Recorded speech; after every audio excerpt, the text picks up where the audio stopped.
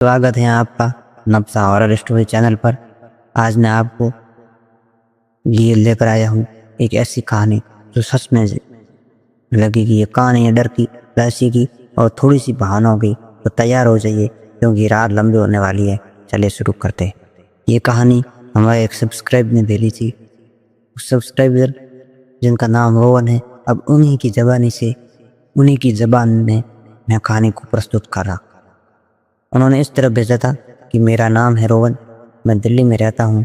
ये बात 2019 की सर्दियों की। उस वक्त मैं एक छोटी सी IT कंपनी में जॉब करता था। मेरी लाइफ बिल्कुल नॉर्मल थी। सुबह ऑफिस, शाम को घर और रात को नेटफ्लिक्स। लेकिन एक दिन सब बदल गया। मेरे बॉस ने मुझे एक प्रोजेक्ट के लिए हिमाचल के एक छोटे से गांव भेजा। नाम था कसोल। हाँ, वही कसोल जो टूरिस्टर के लिए फेमस है। लेकिन मेरा काम वहाँ के जंगल में एक पुराने टावर के सिग्नल टेस्टिंग का करना था। मैंने सोचा, अरे क्या मज़ेदार ट्रिप होगी, पहाड़, ठंडी हवा और थोड़ा सा एडवेंचर। लेकिन मुझे क्या पता था कि ये एडवेंचर मेरी ज़िंदगी का सबसे बड़ा डर बन जाएगा। मैं दिल्ली में बस लेकर कसोल पहुँचा। वहाँ एक लोकल गाइड मिला, रामू काका 50-60 साल के थे, लेकिन उनकी आंखों में एक अजीब सी चमक। वो बोले, बेटा जंगल में मत भटकना, वहाँ कुछ ठीक नहीं। मैंने हंसते हुए कहा, हा हा हा काका, आप भी ना डरने की कोशिश मत करो, मैं तो बस 2 दिन का काम करके वापस चला जाऊंगा। वो चुप रहे, लेकिन उनकी नज़रें मुझे घूरती रही। अगले दिन सुबह मैं अपने बैग में लैपटॉप, कुछ स्नैक्स और पानी की बोतल लेकर जंगल की ओर निकल पड़ा। टावर तक पहुंचने के लिए मुझे करीब 3 किलोमीटर पैदल चलना था। रास्ता खूबसूरत था, हर तरफ देवदार के पेड़ और हवा में सनसनाहट और दूर कहीं से आती नदी की आवाज़। लेकिन जैसे जैसे मैं आगे बढ़ा, मुझे कुछ अजीब सा लगा। हवा में एक सन्नाटा था, न पक्षियों की चहचहाट, न हवा की आवाज़, बस मेरे जूतों की चरचराहट। खैर, मैं टावर तक पहुंच गया। वो एक पुराना लोहे का ढांचा था, जंग लगा हुआ और चारों तरफ घास फूस। मैंने अपना लैपटॉप निकाला और सिग्नल टेस्टिंग शुरू की। सब ठीक चल रहा था, लेकिन तभी मेरी नज़र एक चीज़ पर पड़ी। टावर के पास ज़मीन पर एक छोटा सा लकड़ी का डिब्बा था। उस पर कुछ अजीब से निशान बने थे, जैसे कोई प्राचीन भाषा हो। मैंने सोचा शायद किसी टूरिस्ट का सामान होगा। मैंने डिब्बा उठाया और खोलने की कोशिश की, लेकिन वो बंद था। अचानक हवा तेज़ हो गई, पेड़ों की टहनियाँ हिलने लगी और मुझे लगा जैसे कोई मुझे देख रहा हो। मैंने उधर उधर देखा, लेकिन वहाँ कोई नहीं था। फिर भी मेरे दिल की धड़कन तेज हो गई। मैंने डिब्बा बैग में डाला और अपना काम पूरा करने में जुट गया। शाम होने वाली थी। मैंने सोचा अब वापस चलते हैं, लेकिन जैसे ही मुड़ा, मुझे दूर से एक आवाज़ सुनाई दी। रोहन, कोई मेरे नाम से पुकार रहा था। मैं रुक गया, मेरे हाथ पैर ठंडे पड़ गए। मैंने सोचा, यहाँ मेरा नाम कौन जानता है, शायद हवा का वहम हो। मैंने तेज़ कदमों से चलना शुरू किया, लेकिन वो आवाज़ फिर आई, रोहन रुक जा, इस बार साफ। मैंने पीछे मुड़कर देखा, वहाँ एक साया था, लंबा, काला और धुंधला। वो पेड़ों के बीच खड़ा था। मेरी सांस अटक गई। मैंने दौड़ना शुरू किया। जंगल में भागते हुए मेरे दिमाग में बस एक सवाल था, ये क्या था, इंसान, भूत या मेरे दिमाग का वहम मुझे बेवकूफ़ बना रहा था।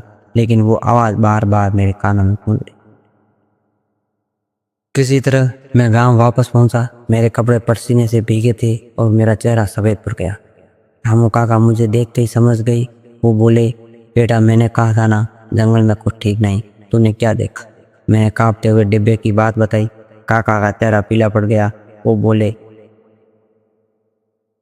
ये डिब्बा मत खोलना, इसे जंगल में वापस उड़ाओ। मैंने कहा, काका ये क्या बला है, मुझे सच में बताओ।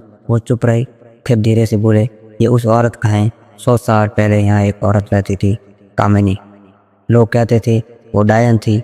गांव वालों ने उसे जंगल में जला दिया, लेकिन उसकी आत्मा आज भी भटकती है। जो भी उसका सामान छूता है, वो उसे अपने साथ ले जाती। मैं हंस पड़ा, काका आप भी ना 21वीं सदी में भूत प्रेत की बातें। लेकिन मेरे दिल में डर बैठ गया था। उस रात मैं अपने कमरे में सोने की कोशिश कर रहा था, लेकिन नींद नहीं आ रही थी। बाहर हवा तेज थी, खिड़कियां से अजीब सी आवाज़ें आ रही थी। तभी मेरे बैग से टक टक की आवाज़ आई। मैं चौंक गया। बैग में वही डिब्बा था। मैंने हिम्मत करके बैग खोला। डिब्बा अपने आप हिल रहा था। मेरे हाथ कांपने लगे میں نے اسے باہر نکالا اور ٹیبل پر رکھا۔ اچانک وہ کھل گیا۔ اندر ایک پرانی تصویر تھی۔ اس میں ایک عورت تھی، لمبے بال، کالی ساڑی اور آنکھیں جو سیدھے مجھے گھور رہی تھی۔ میرے منہ سے چیخ نکل گئی۔ تبھی بجلی چلی گئی، کمرے میں اندھیرا سا گیا۔ میں نے فون کی ٹارچ جلائی، لیکن ٹارچ کی روشنی میں وہ تصویر غائب تھی۔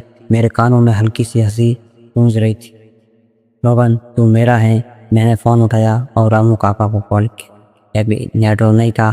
میں کمرے سے باہر بھاگا۔ گاؤں کی سڑکیں سونی تھی، دور کہیں کتے روڑ رہے تھے۔ تبھی مجھے ایک عورت دکھی۔ وہ دور کھڑی تھی، کالی ساڑی میں اس کا چہرہ نہیں دکھ رہا تھا۔ وہ دھیرے دھیرے میری طرف بڑھ رہی تھی۔ میں چلایا، کون ہو تم؟ مجھے اکیلا چھوڑ دو۔ لیکن وہ رکی نہیں۔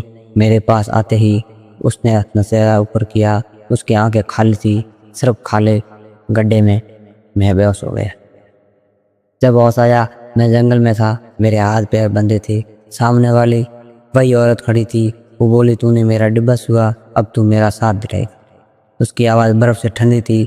میں نے کہا، مجھے معاف کر دو، میں اسے واپس رکھ دوں گا۔ وہ اس سے دیر ہو چکی تھی۔ لیکن تبھی مجھے اپنی جیب میں کچھ محسوس ہوا۔